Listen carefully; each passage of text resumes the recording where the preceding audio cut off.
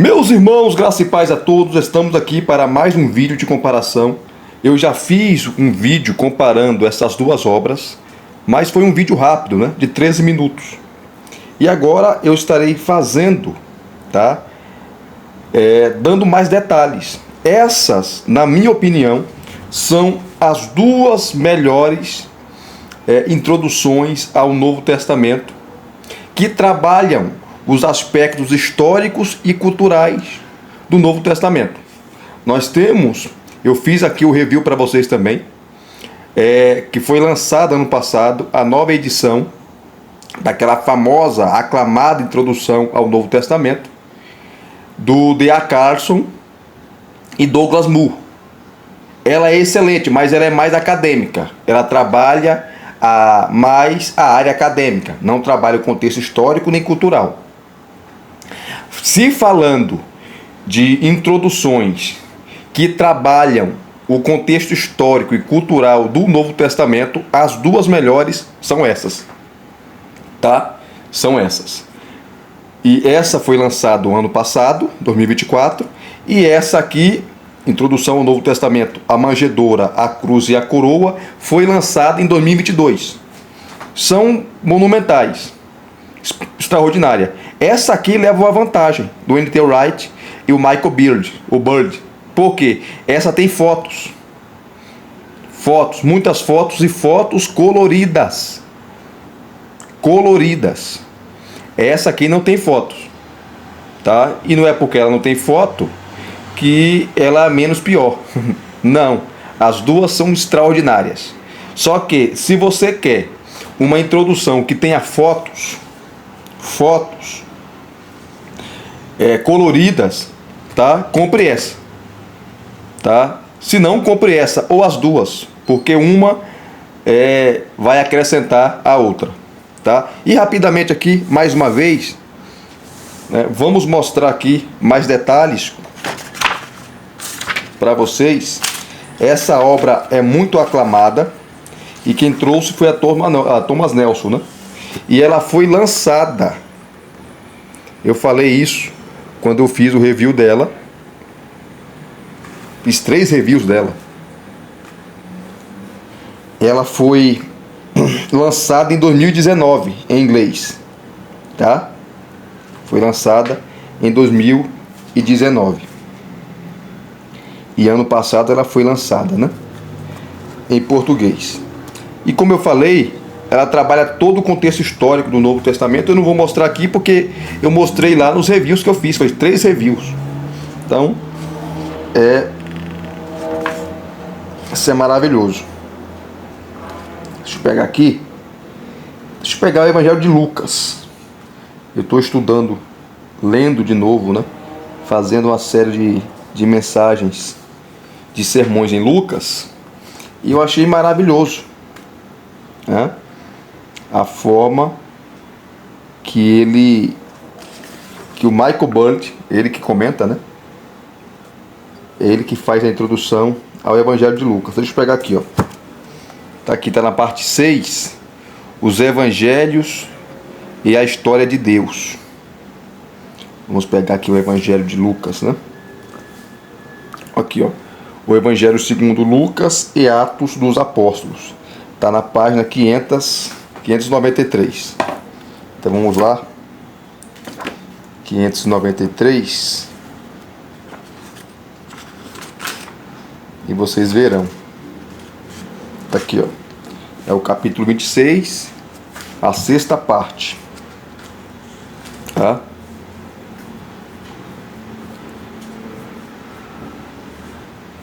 O Michael Bird, ele vai defender que Lucas é judeu.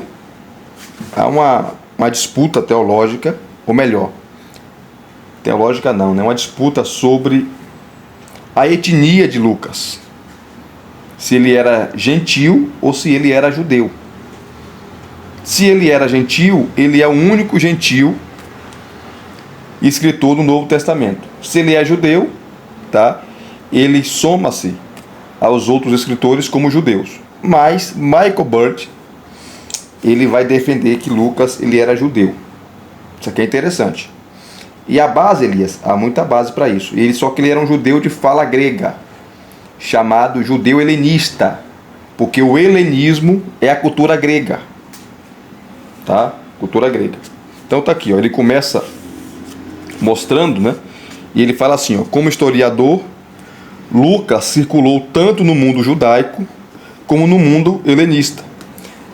Na condição de teólogo, permaneceu como judeu, mesmo enquanto afirmava falar com o mundo do paganismo. Como todo bom judeu instruído, ó, como todo judeu bem instruído, então ele defende que Lucas era judeu, ele acreditava na possibilidade de entender o paganismo pela perspectiva do monoteísmo criacional, Deus como criador de tudo, né? Uma única divindade, porque o monoteísmo crê em uma única divindade. Criacional, do mesmo modo que aquele que conhece a esfera consegue compreender o que é um círculo. E acreditava que se alguém fosse chamado pelo Deus Criador para uma tarefa vis a vis, o mundo pagão seria capaz de cumpri-la, subvertendo a história do mundo com a história judaica verdadeira. Sugiro que Lucas fez exatamente isso. Aí tem a introdução que é maravilhosa, né? Deixa eu ler aqui algumas partes. Antes disso, em todos os capítulos, você vai ter os destaques do capítulo. Nesse caso aqui, Lucas e Atos, né? Que são 2 volumes. O primeiro volume é o Evangelho que leva o seu nome, e o segundo volume é o livro de Atos, que ele vai contar ali a história da igreja primitiva. O início, né? Então tá aqui, ó, os destaques do capítulo. Ele começa, ó, o Evangelho de Lucas e Atos dos Apóstolos costumam ser vistos como 2 obras do mesmo autor. Por esse motivo, hoje as pessoas têm o costume de se referir ao conjunto como Lucas Atos. Essa obra de 2 volumes se reveste de grande importância dentro do Novo Testamento e no contexto do cristianismo primitivo como um todo. Em primeiro lugar, é o maior subcorpus do Novo Testamento. Lucas Atos corresponde a uma parcela expressiva de 28% do Novo Testamento. Então, o maior escritor do Novo Testamento em conteúdo é Lucas. Tá? É 28%. As cartas paulinas apresentam ou ocupam apenas 24%. O corpus joanino, João e as 3 cartas, né, que leva o seu nome, abrange mero 20%. Isso quando se parte da autenticidade da autoria de todos os escritos atribuídos a Paulo e João, o que é questionável. Em segundo lugar, Lucas é tanto evangelista, no sentido de se tratar de um escritor de evangelho, como o primeiro historiador da igreja. Ele apresenta uma descrição única de Jesus como Messias do Senhor e narra os primórdios da igreja, enfatizando o ministério de Pedro e de Paulo. Em verdade, a obra de 2 volumes de Lucas representa uma espécie de Novo Testamento em miniatura, trazendo a história de Jesus e dos apóstolos em uma narrativa contínua. Em terceiro lugar, Lucas é o artista literário do Novo Testamento. Ele escreve em um grego bem elegante e refinado. O foco de seu trabalho é verdadeiramente épico, contando uma história que começa em Nazaré e Jerusalém e termina em Roma. Sua narrativa apresenta um misto comovente de tragédia, comédia e drama. O quarto aspecto é que Lucas contém alguns elementos bem característicos. Veja o material exclusivo de Lucas. Um destaque é o retrato que Lucas faz de Jesus como Salvador e o Messias profético. Sua ênfase é no Espírito Santo, no início da igreja, nas discípulas, na oração, nos pobres, na riqueza e nos ricos, e sobretudo na missão da igreja. Aqui tem uma foto, né? Lucas, o evangelista, simbolizado por um boi, tá? No Metropolitan Museum of Art, Museu Metropolitano de Arte, né? E aqui você tem um material exclusivo de Lucas, que ele vai trazer, o Burns, Michael Budd, a pregação de João Batista, milagre de Elias para os gentios, Jesus ressuscita o filho da viúva de Naim, o perdão da mulher pecadora, e por aí vai, tá? Aí ele continua trabalhando, que ele vai trabalhar as questões contextuais e críticas, as origens de Lucas Atos. Quais são as origens? Muito bom isso aqui. Vai falar de Teófilo, né? Excelentíssimo Teófilo. Essa expressão excelentíssimo denota que o camarada ele tinha uma função espetacular. Uns falam que ele era um governador, tá? Enfim, ele é uma pessoa rica. E muitos estudiosos entendem que foi esse Teófilo que custeou, bancou a obra de Lucas. E Lucas escreveu para Teófilo para esclarecer melhor sobre Cristo, quem era Cristo, enfim.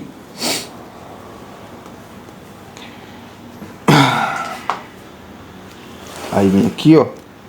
Cadê? Os livros são dedicados a Teófilo, cujo nome significa amigo de Deus, o que poderia ser simbólico para todos que buscam essa amizade.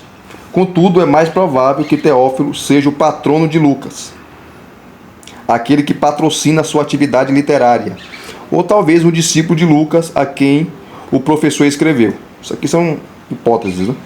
Não existem muitos elementos nesse evangelho, ao contrário de Atos, que identifiquem o autor como companheiro de viagem de Paulo. Ao contrário do senso comum, a presença de termos médicos e de descrições vívidas das enfermidades não exige que o autor seja um profissional da área médica. Ele simplesmente conhecia a terminologia médica da antiguidade, do mesmo modo que os outros autores clássicos. Já a associação próxima entre o relato lucano da última ceia com a lembrança que Paulo faz das palavras que Cristo usa para a instituição da ceia do Senhor é mais reveladora. Aí ele vai explicando, né? É espetacular. Que tem fotos, ó, como eu falei, as fotos todas, né?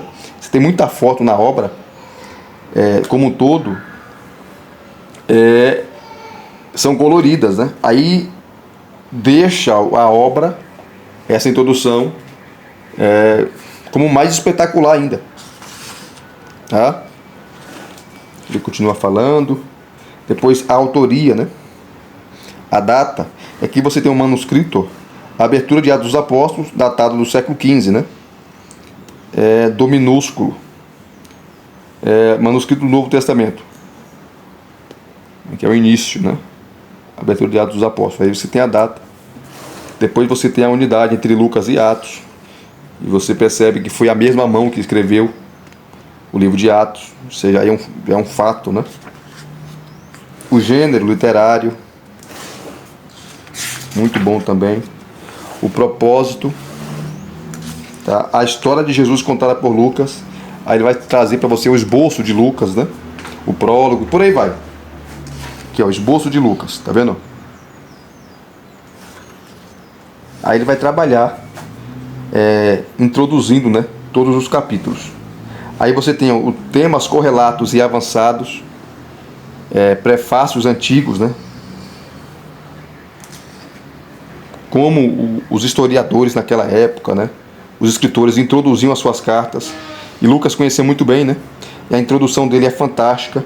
Que ele vai citar obras clássicas, né? Na literatura romana. Não dá para ler por causa do tempo. Ó, interior de uma réplica de sinagoga no vilarejo de Nazaré, em Israel.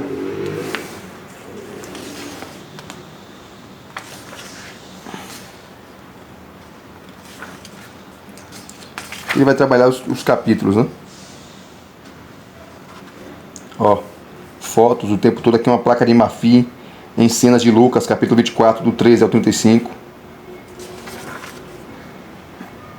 Aqui a representação, ó, do Pentecoste, né? E das línguas de fogo. Aqui já tem um esboço de Atos dos Apóstolos. Ele vai trabalhar também. Aqui são e-mails enviados com perguntas, né? aos professores. Nesse caso é a professora de Novo Testamento, Dana Schuller, e ela responde, né, no e-mail aqui, ó. Muito bom isso aqui também. E por aí vai. Então é uma obra preciosa. Pegando a mesma obra aqui, ó, ou melhor, a introdução ao Novo Testamento, a manjedoura, a cruz, a coroa, sobre Lucas. Deixa eu pegar aqui. Aqui ele divide, né? O Michael Burnett, ele trabalha o livro de Lucas, Atos, os livros juntos, né? O livro de Atos e o Evangelho de Lucas juntos. Aqui, os comentaristas, né? O Andreas Kostenberg, Scott Kellogg e Charles Quarles, eles trabalham de forma... eles dividem o Evangelho de Lucas e o livro de Atos. Então vamos pegar aqui o Evangelho de Lucas, a página 364. 364, vamos lá. Está aqui, ó. E aqui tem uma vantagem dessa obra que eu falei lá em 2022, quando eu fiz o review, quando eu comprei ela, que ela vai te dar os conhecimentos básicos do Evangelho de Lucas e todos os livros do Novo Testamento, os conhecimentos intermediários e os conhecimentos avançados. Então você tem o básico, o intermediário e avançado em uma única obra. Aí você tem um mapa, origem e destino de Lucas, você tem a autoria, né? A data, a origem, Roma, talvez a Caia, o destinatário, que é a Teófilo, o propósito e o tema. Tá? Ele começa assim: o Evangelho de Lucas é o livro mais longo do Novo Testamento. E se você juntar com Atos, tá, dá o total de 28%. Então, Lucas é o maior escritor do Novo Testamento, aqui escreve mais, juntando os dois livros, tá? Então, só o livro de Atos, ele abrange um pouco mais de 14% do Novo Testamento. E é quase 10% mais longo do que o segundo maior livro do Novo Testamento, que é o livro de Atos, tá? Contribuindo com esses dois volumes, Lucas compôs 27%, né, 28% do Novo Testamento. Lucas escreveu em um grego elegante, dominou o vocabulário e a prosa de um homem educado e foi capaz de empregar uma grande variedade de gêneros e estilos. Ernest Renan se referiu ao Evangelho de Lucas como o livro mais belo já escrito. Aí ele vai continuando aqui, ó. Depois você tem a história, tá? Que é o autor, as evidências internas, eles vão trabalhar aqui, tá? As evidências externas também vão trabalhar aqui, tá? A data, tá? A origem, o propósito e a literatura. Aí tem um plano literário, né? Aí depois você tem o esboço completo do Evangelho de Lucas, completo, né? E aí, após o esboço, ele vai trabalhar, introduzir os capítulos e as perícopes, né? Como assim também faz o Michael Burnett e toda introdução ao Novo Testamento.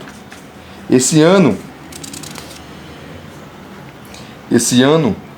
a Vida Nova vai trazer aí uma introdução ao Novo Testamento, né? Porque nós somos carentes de introduções do Antigo Testamento. Introduções ao Novo Testamento não precisa mais publicar, já temos o suficiente. Precisamos de introduções profundas ao Antigo Testamento, que nós não temos, tá? E a Vida Nova aí, graças a Deus, vai trazer esse ano, tá?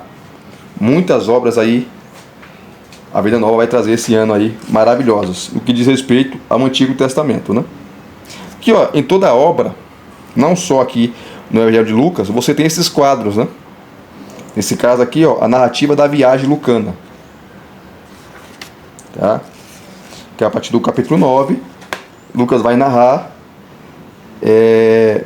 a ida de Jesus para Jerusalém, né? Maravilhoso. Aqui você tem uma tabela, ó. As aparições de Jesus, do Jesus ressurreto, nos evangelhos, tá? Em Lucas, Mateus, Marcos e em João. Muito bom isso aqui também. Aí ele vai trabalhar, ó, a teologia, né? Temas teológicos, salvação, história da salvação, o cumprimento da profecia por Jesus, né? A preocupação de Jesus com os humildes, com os pobres, tá? Jesus também fala muito de dinheiro aqui em Lucas. O dinheiro pode atrapalhar minha comunhão com Deus? Pode. Pode. Tá? Porque o dinheiro pode se tornar um Deus, pode se tornar um Senhor. O dinheiro é para andar no bolso, meu irmão, não no coração. Você tem que ter o dinheiro no bolso, não no coração. Se colocar no coração vai ter problema. Se torna um Deus, uma divindade. Ó, algo para pensar. A preocupação de Jesus com os humildes. Então, você vê que uma obra complementa a outra. Você está entendendo? Essa aqui é muito mais exaustiva, vai dar muito mais detalhes do que a obra do Michael Bird e do N.T. Wright. Por isso que é bom ter as duas, né?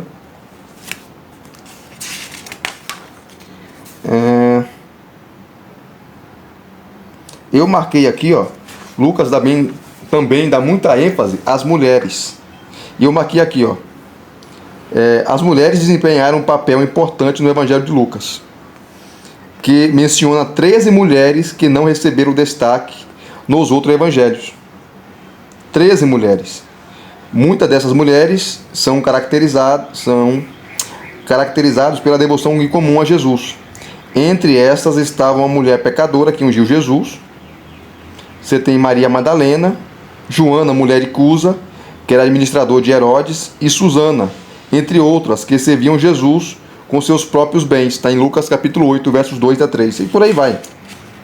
Tá? Ó, um outro grupo que recebeu atenção especial de Jesus, segundo Lucas, foram as crianças. Tá?